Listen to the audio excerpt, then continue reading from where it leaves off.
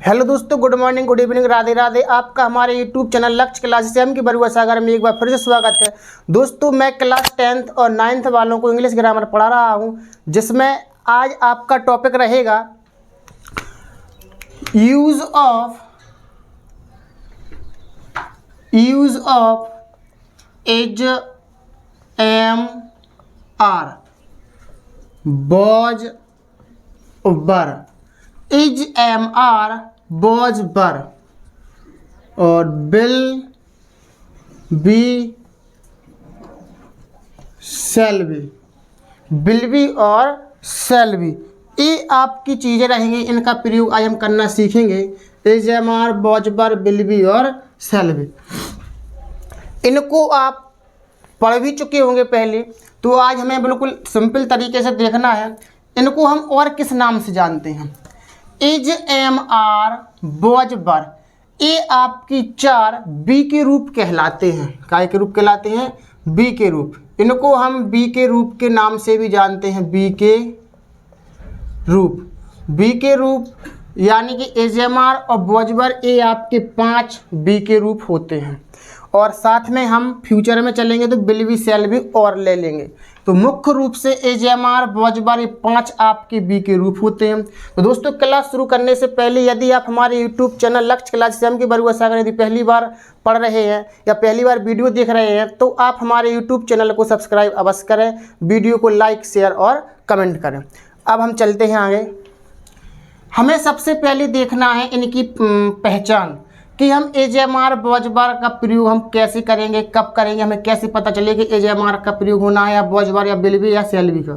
तो इनकी पहचान होती है, यानी बी के रूप की पहचान होती है आपकी जब वाक्यों में मुख्य वर्ब या फिर क्रिया,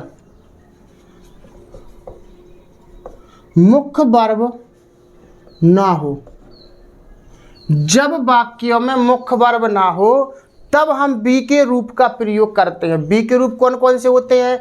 as am are, was were और बिल बी और सेल बी, ये आपके बी के रूप कहलाते हैं।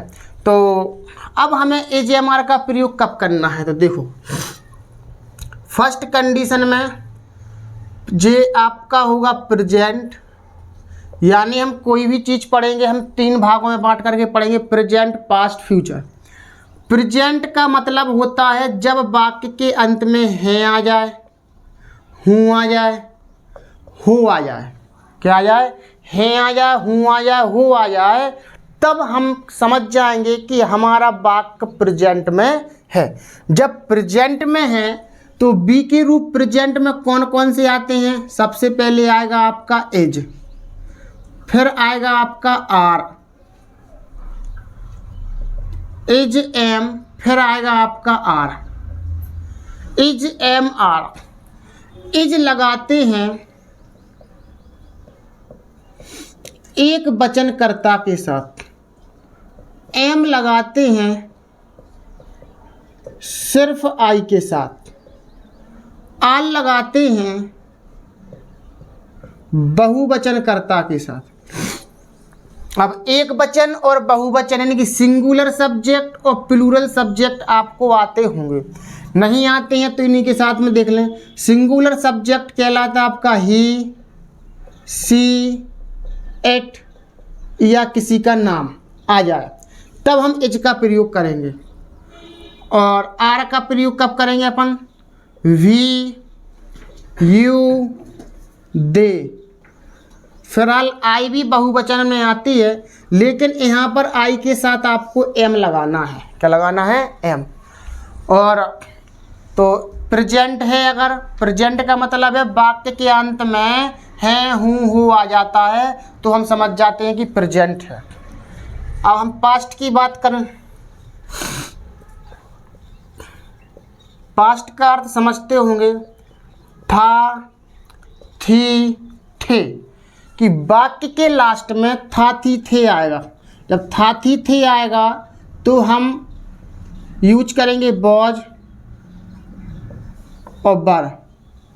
बॉज का प्रयोग करेंगे हम सिंगुलर सब्जेक्ट के साथ,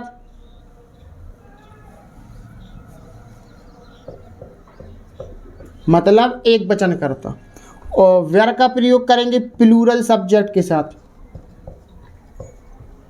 प्लूरल सब्जेक्ट के साथ। तो यानी कि वॉज एक वचन करता और वर्ब बहुवचन कर्ता के साथ लगाएंगे। ठीक, अब फ्यूचर की बात और करें थर्ड नंबर पर। फ्यूचर, फ्यूचर का मतलब होता है गा, गी, गे। गा, गी, गे का प्रयोग हम कैसे करेंगे? विल बी और शैल बी, विल बी और शैल बी। शैल बी लगाना है आई बा वी के साथ। फ्यूचर में सिंगुलर और प्लूरल सब्जेक्ट नहीं चलते हैं। इसमें आपको ये देखना है कि शैल बी लगाना है आई बा वी के साथ और विल बी लगाना है आपको से सभी के साथ। यानी कि जितने भी सब्जेक्ट बचेंगे आपको से सभी के साथ क्या लगाना है? Will be. तो इस तरीके से हमारे बी के रूप कंप्लीट होते हैं। प्रेजेंट है तो वाक्य के अंत में आएगा हैं, हूँ, हो। सबसे पहले तो पहचान देखो, इतनी सारी आपकी जो क्या है बी के रूप यानी एजेएमआर। वैसे मुख्य रूप से हम फिर से बता दें ये 5 होते हैं, एजेएमआर और वॉजबर, प्रेजेंट और पास्ट के। लेकिन कभी कभार ये फ्यूचर की भी आ जाती हैं तो हमने इसको विल बी और शैल बी भी ले लिया। तो हम इनका यूज कैसे करेंगे? अब कोई लोग कहेंगे कि भैया ये तो अपने एजेएमआर बी के रूप भी होते हैं और टेंस यानी कि प्रेजेंट कंटिन्यूअस, ये पास्ट कंटिन्यूअस, ये फ्यूचर कंटिन्यूअस। हम कैसे पता करेंगे कि भैया कि ये टेंस है या बी के रूप है? तो आपको कुछ नहीं करना है, आपको ये देखना है जब वाक्यों में मुख्य क्रिया ना हो। जब वाक्यों में मुख्य क्रिया नहीं है, क्रिया मतलब खाना, पीना, उठना, बैठना, दौड़ना, रोना, हंसना, चलना, तो ये बहुत सारी क्रियाएं हैं। यानी कि अपनी बॉडी के द्वारा जो भी काम किया जाता है उसको हम वर्ब कहते हैं। तो आप समझने की कोशिश करें कि जिन वाक्यों में मुख्य क्रिया ना हो उसे हम कहेंगे बी के रूप से बनाते हैं। एजेएमआर, वॉजबर, विल बी, शैल बी से हम बना देते हैं।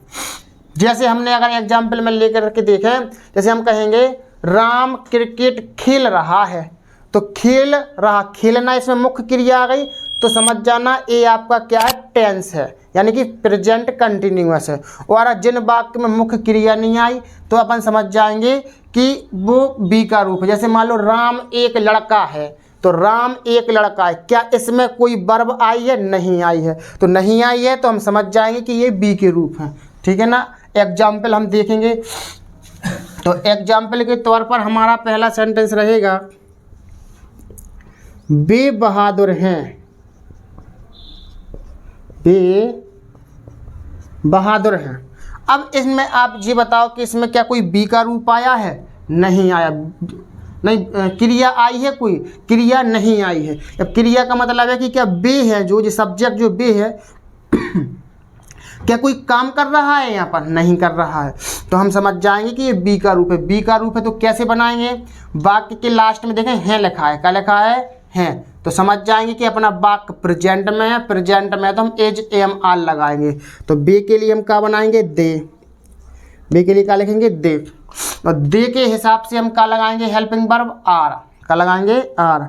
दे आर, और बहादुर के लाना ब्रेव। इस तरीके से आपका ये सेंटेंस बनेगा। और देखें अगला है आपका मेरी पुस्तकें मेज पर नहीं थी। मेरी पुस्तकें मेज पर नहीं थी। मेरी पुस्तकें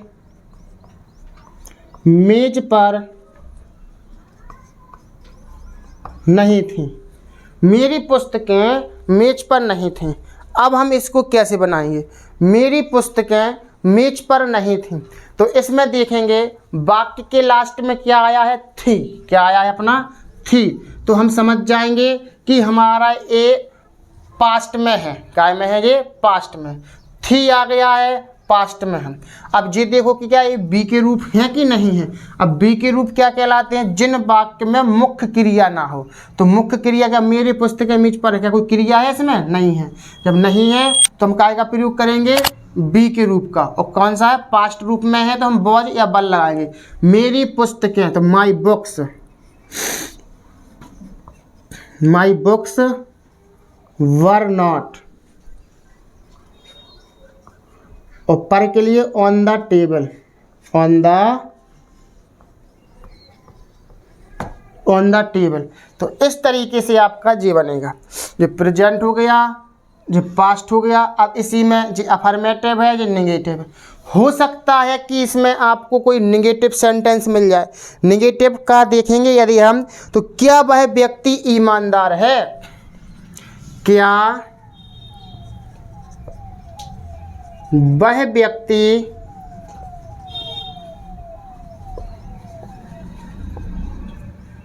ईमानदार है, क्या वह व्यक्ति ईमानदार है। तो हम कैसे बनाएंगे, यदि कोई क्या, सबसे पहले तो पहचान, क्या वह व्यक्ति ईमानदार है। ईमानदार है, क्या कोई क्रिया आई है इसमें, नहीं आई है, तो क्या है, बी का रूप है लिखा है, तो समझ जाओ प्रेजेंट है। क्या लगाएंगे, एज एम आर। यदि कोई क्या शब्द सबसे पहले आया है तो क्या की अंग्रेजी हम नहीं लिखेंगे और ना लिखते हैं। क्या करते हैं फिर, इसकी वजह से जो भी हेल्पिंग वर्ब लगते थे उसको हम आगे निकाल रहे हैं, आगे निकाल लेते थे। तो बाय के हिसाब से हम क्या लगाएंगे, एज। क्या लगाएंगे हम, एज। तो एज, बाय के लिए क्या लिखेंगे, ही, एज ही। और ईमानदार व्यक्ति के लिए as he an honest man, an honest man. और पीछे क्वेश्चन मार्क लगाएंगे। क्या लगाएंगे अपन, question mark. Is he an honest man, यानी कि क्या वह एक ईमानदार व्यक्ति है। तो इस तरीके से आपके बी के रूप जो कंप्लीट हैं। एक एग्जाम्पल और देख लें छोटा सा। मेरी पुस्तकें कहाँ हैं, मेरी पुस्तकें कहाँ होंगी, ऐसा लिखें।